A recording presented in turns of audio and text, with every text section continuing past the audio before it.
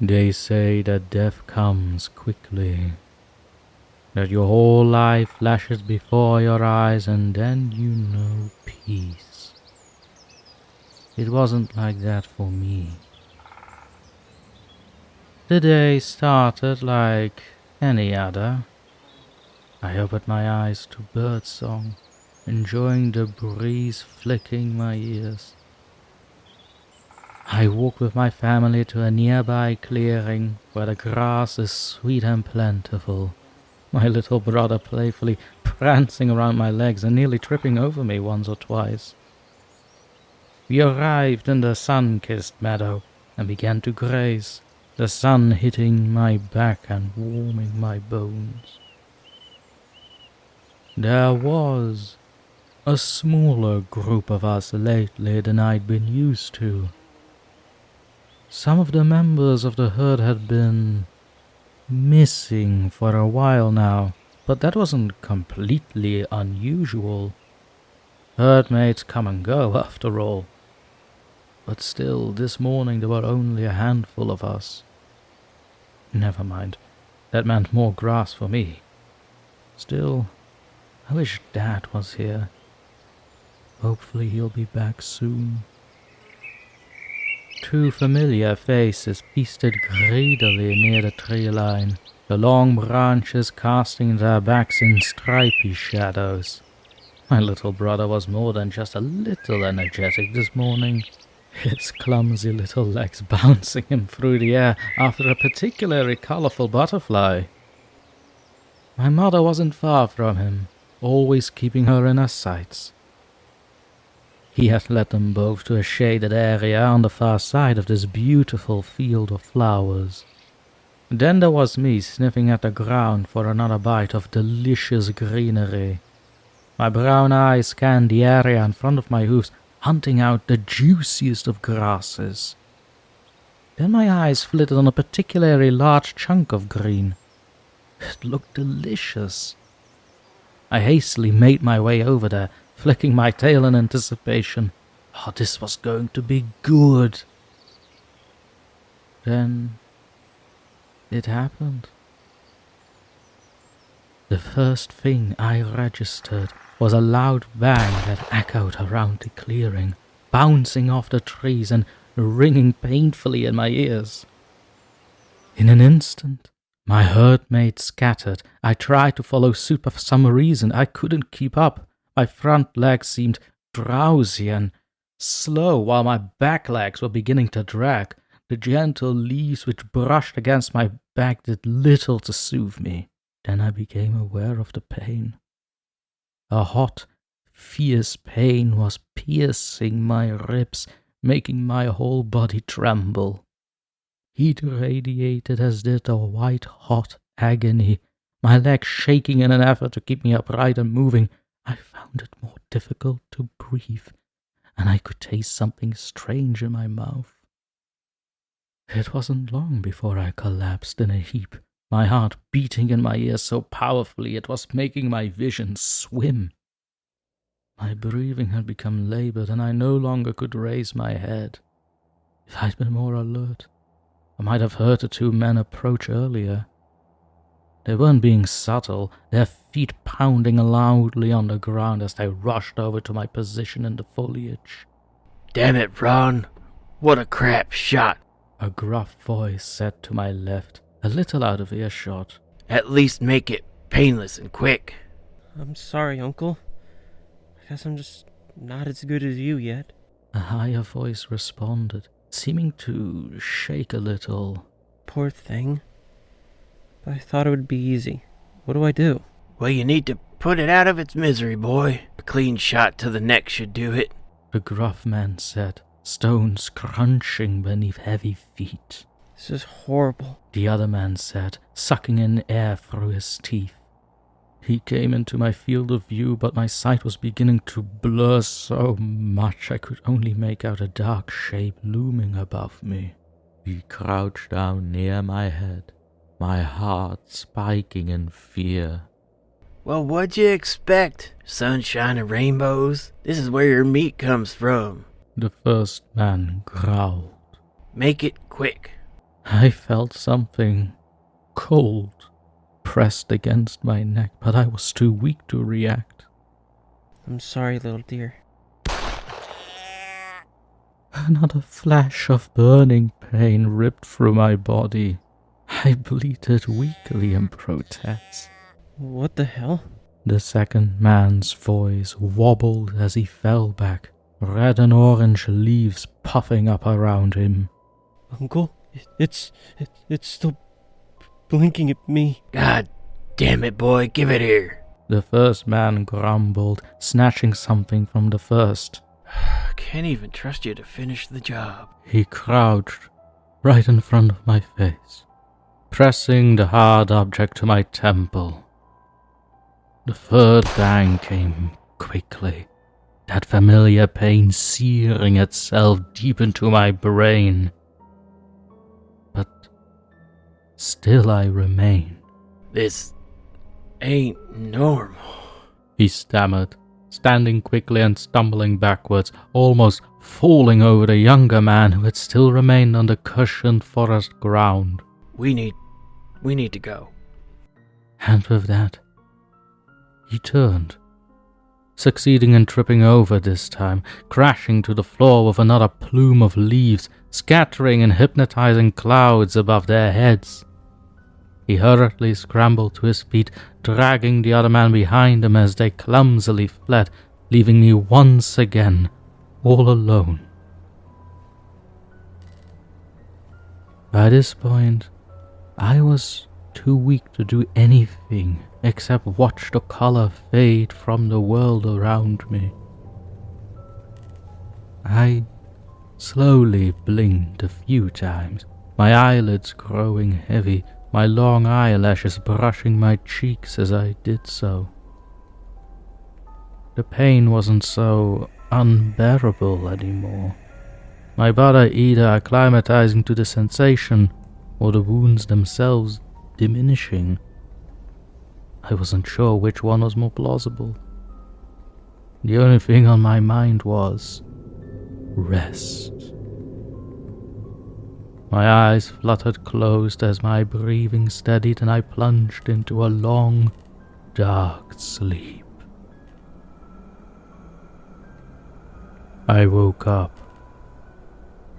I know enough to know that waking up shouldn't happen after death. Dead things lay still and time eats them away. So why was I awake? My eyelids slowly opened, the scenery the same as I remembered. Beautiful reds and oranges of autumn sheeting the ground, the sweet smell of flowers on the wind. Things seemed slightly different, though. I could see the pretty splashes of colors around me, but they were muted somehow, duller. The scent seemed to weaken somehow too. My dark eyes widened as I remembered what had happened to me when I realized the pain was gone. Completely gone.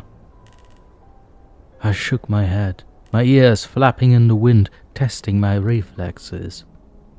Everything seemed strangely normal, almost like the last moments of my memory were just a waking nightmare. I gingerly placed my front hooves to the ground and pushed up, wobbly getting onto my feet, but still, miraculously, there was no pain. I shook my tail, attempting to remove any fallen leaves from my body before steadily making my way back the way I had come. My family would be close, but not immediately so as to be safe. Once I find them, everything would be back to the way it always was. Twilight had darkened the sky by the time I reached my herd. A few heads rose questioningly at me before returning to whatever business they were doing before my arrival. My mother and younger brother immediately galloped over to me. My brother prancing around my leg as a way of telling me he missed me.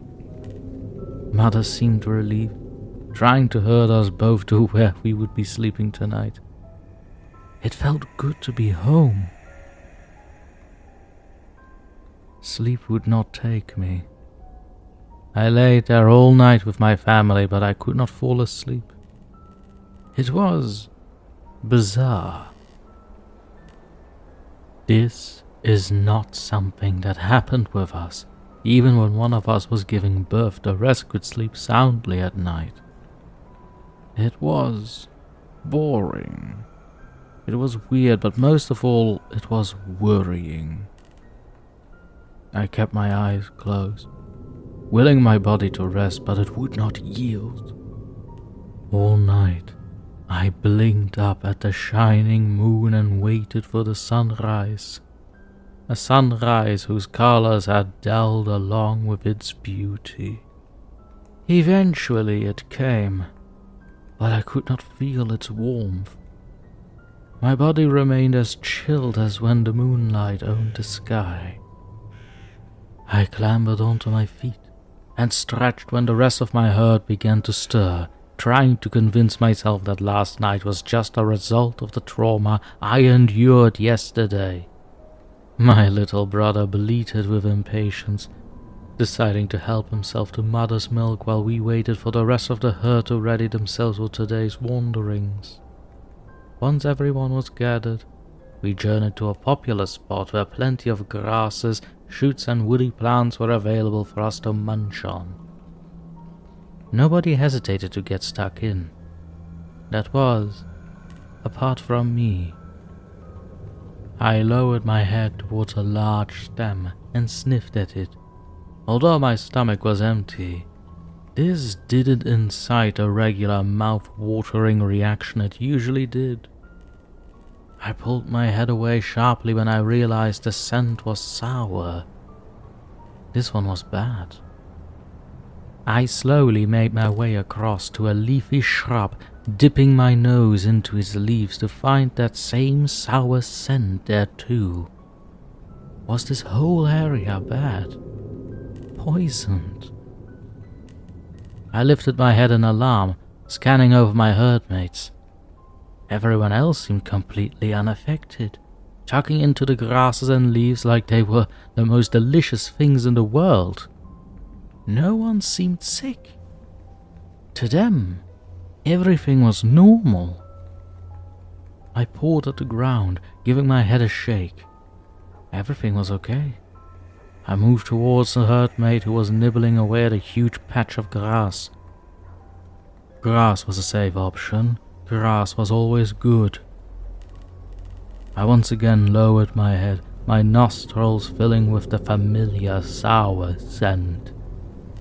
I decided to ignore this, ripping out some grass with my teeth and munching slowly.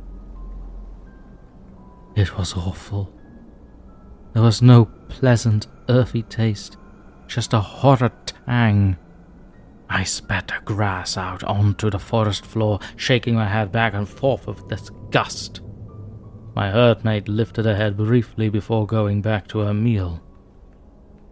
What is wrong with me? A couple of moons have passed and I still haven't eaten.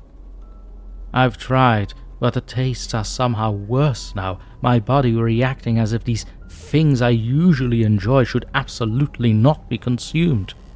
Like they would poison me. My stomach growled painfully. I've tried different areas, different plants. I even resorted to trying the bark we only eat when we have no other choice. But the flakes on every single tree sting my tongue with vile acidity. Things have started to smell worse too. Even more sour, even more unappealing. The sweet autumnal wind I remember is long gone, replaced by a rotten gale. The landscape is pale and muted. Sleep still evades me. I am so hungry. Another day has gone by. The others look at me differently now. Eyes wider, ears back. like I'm no longer one of them, like I'm a predator. Mother and brother are the only ones who still approach me, and even then, she keeps a wary presence. I managed the whole day with their stares and with my painful stomach growling before something horrible happened. With everything going on, it would be reasonable for me to feel a little grumpy. He was only playing like he always does. My brother was frolicking around my legs, excited that another sunset was upon us. I could feel an ebb of rage churning inside me. Couldn't he see I'm not well? That I need my space? He bumped into my front leg, nudging me to one side, and this turned the ebb into a wave of red-hot temper. Before I knew what I was doing, I slammed my leg down, toppling him over onto the once green grass. Then I bent my head and sunk my teeth into the back of his little neck. His sharp cry of pain brought me back to my senses. I released him immediately, feeling warm blood trickle out of my mouth. He scrambled away the best he could, crying for mother, and that's when I set off running.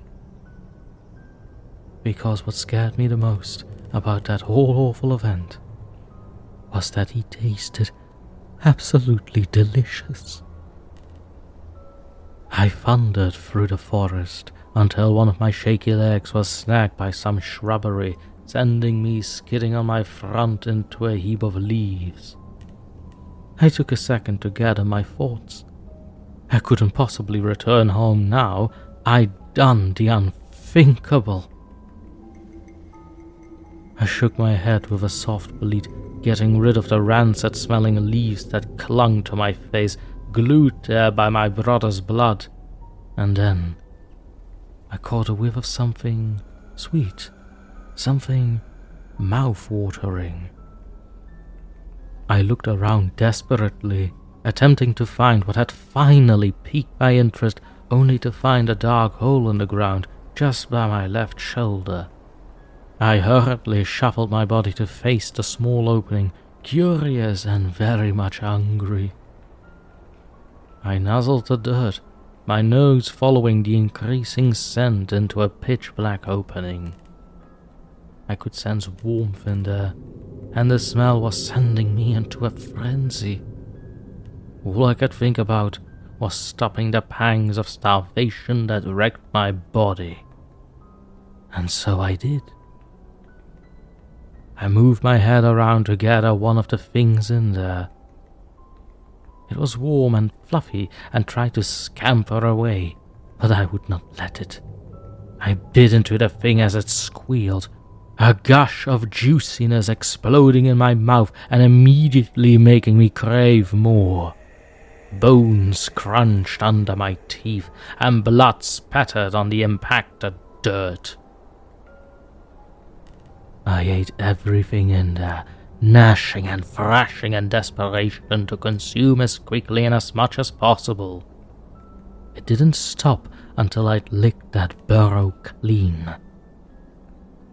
After I'd finished, I slowly rose on my hooves. Things seemed clearer now I was no longer ravenous. I felt great. I wandered over to a fresh puddle of water and peered over to take a drink, the soft taps of rain sprinkling my back. I looked at someone who vaguely resembles me, but also someone very different. She had tufts of fur missing, and flakes of skin were beginning to peel. Her eyes were wide and bloodshot. Her face was covered in dark splashes of red.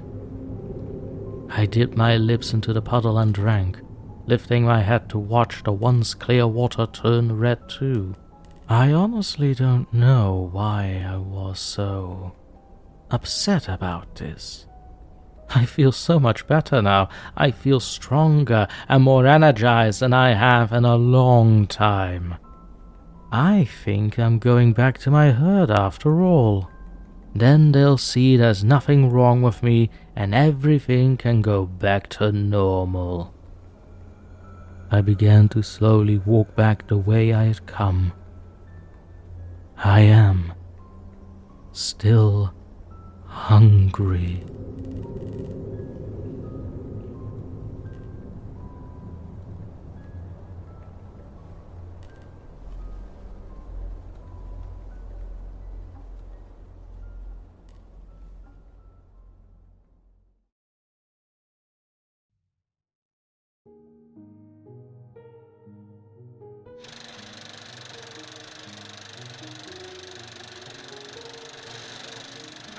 Now this is a new one.